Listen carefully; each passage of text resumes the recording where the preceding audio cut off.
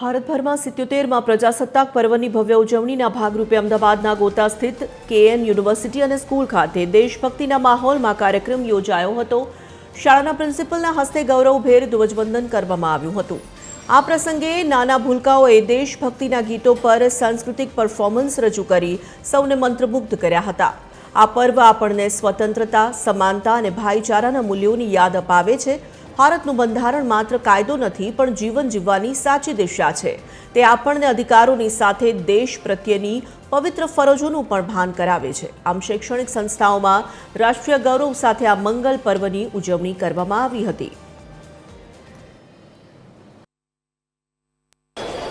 આજનો જે કાર્યક્રમ છે, જે 26મી જાન્યુઆરી પ્રજાસત્તાક દિન નિમિત્તે આ કાર્યક્રમને મેં ઉજવણી કરી અને એના ભાગરૂપે યુનિવર્સિટી શું કરવા માગે છે અને 1950 26મી જાન્યુઆરીનું મહત્ત્વ શું છે એ વિદ્યાર્થીઓને સમજાવવામાં આવ્યું અને યુનિવર્સિટીની આગળની જે ભવિષ્ય છે એમાં આપણે શું કરવા જઈ રહ્યા છીએ એના માટે પણ એ મંચ ઉપરથી કહેવામાં આવ્યું।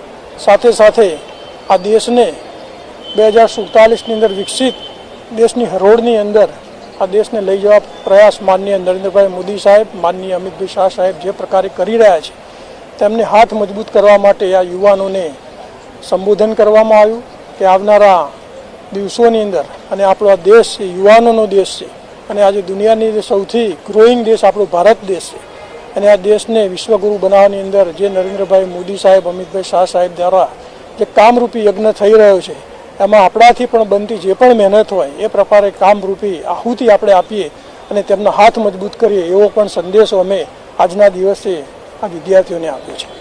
जी, हमारे यहाँ पे श्रीमती के एन पटेल स्कूल में हर बार हम कुछ ना कुछ नए कॉन्सेप्ट के साथ आते हैं। जैसे कि इस बार भी आप रिपब्लिक डे पे देख सकते हैं, 77th रिपब्लिक डे है, तो हम हमारे बच्चों को कॉन्स्टिट्यूशन क्या है उसके बारे में हम उनको बताना चाहते हैं एंड किसने बनाया है, इसका इम्पोर्टेंस एंड एवरीथिंग।